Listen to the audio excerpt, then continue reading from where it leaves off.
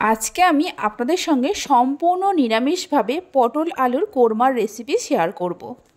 এইভাবে বানালে রুটি, পরোটা, পোলাও, ফ্রাইড রাইস সব কিছুর সঙ্গে খেতে অসম্ভব ভালো লাগে। আশা করছি আপনাদেরও ভালো লাগবে। নমস্কার বন্ধুরা, রূপাস কিচেনে সবাইকে স্বাগতম। তাহলে চলুন দেখে নেওয়া যাক।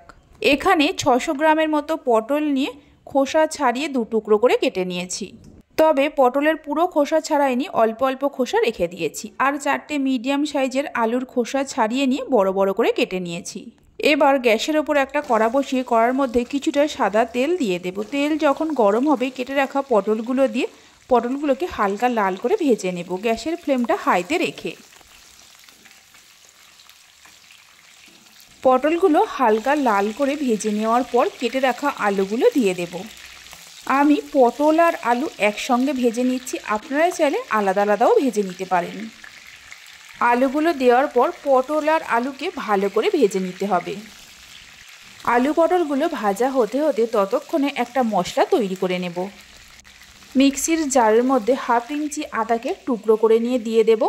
5-6টা কাঁচা লঙ্কাকে 2 টুকরো করে নিয়ে দিয়ে দেব। ঝালটা আপনারা যেমন খাবেন সেই মতো কাঁচা লঙ্কা দেবেন। একটা বড় সাইজের টমেটোকে কেটে নিয়ে দিয়ে দেব। 1/2 চামচ হলুদের গুঁড়ো দেব, 1/2 চামচ জিরে গুঁড়ো দেব, 1/2 চামচ ধনে গুঁড়ো দিয়ে দেব। 1/2 চামচের মতো চিনি দিয়ে দেব। অল্প করে জল দিয়ে খুব ভালো করে পেস্ট করে নিতে হবে। সব কিছুকে ভালো করে পেস্ট করে নেওয়ার পর এক সাইডে রেখে দেব। এদিকে দেখুন আলু আর পটলগুলো ভালো করে ভেজে নেওয়া হয়ে গেছে। একটা পাত্রের মধ্যে তুলে নিয়ে রেখে দেব।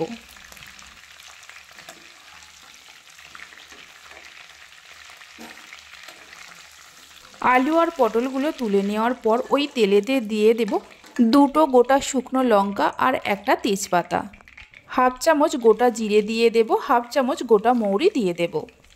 ফোড়নে সুন্দর গন্ধ আসা পর্যন্ত মিডিয়াম ফ্লেমে ভাজতে থাকব।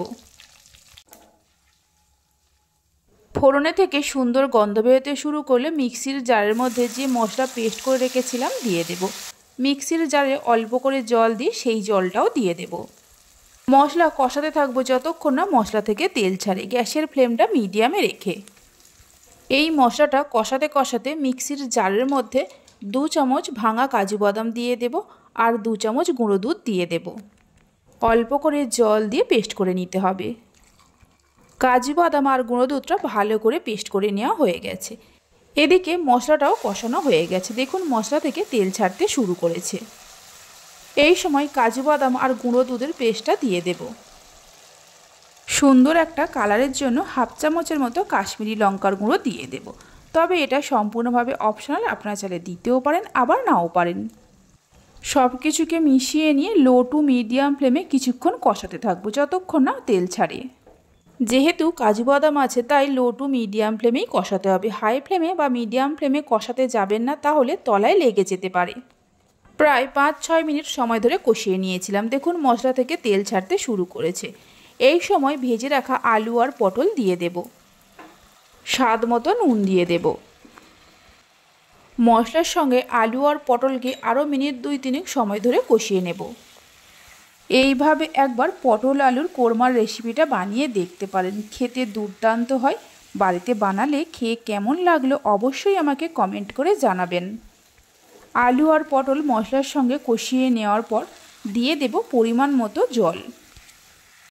জল খুব বেশি দেওয়ার প্রয়োজন নেই, কারণ আলু আর পটল ভাজতে ভাজতেই হাফ সেদ্ধ হয়ে গেছে। মিক্সির জারে কিছুটা জল দিয়ে সেই জলটা দিয়ে দেব।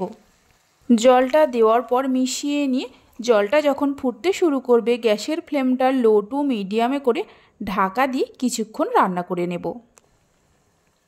কিছুক্ষণ রান্না করে নেওয়ার পর ঢাকা খুলে একটু নাড়াচাড়া করে নেব আর দেখে নেব আলু পটল সেদ্ধ হয়েছে কিনা। দেখুন আলু আর পটল ভালোভাবে সেদ্ধ হয়ে গেছে। সবশেষে অল্প করে গরম মশলা গুঁড়ো দিয়ে দেব আর অল্প একটু বাটার দিয়ে দেব।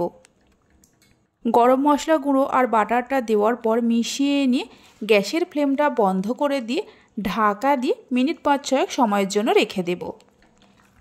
বাটারের পরিবর্তে 1 চামচ ঘিও দিতে পারেন। রেসিপি ভালো লেগে থাকলে অবশ্যই একটা লাইক করবেন, বন্ধুদের সঙ্গে শেয়ার করবেন। ভালো লাগলে চ্যানেলটি সাবস্ক্রাইব করে পাশে থাকা বেল আইকনটি প্রেস করবেন নতুন রেসিপির আপডেট পাওয়ার জন্য। 5 মিনিট পর ঢাকা খুলে দেখাচ্ছি, দেখুন কত সুন্দর হয়েছে আর খেতেও ভীষণ ভালো হয়। তাহলে চলুন ভিডিওটা আমি এখানেই শেষ করছি। আপনারা সবাই ভালো থাকবেন, সুস্থ থাকবেন। ধন্যবাদ।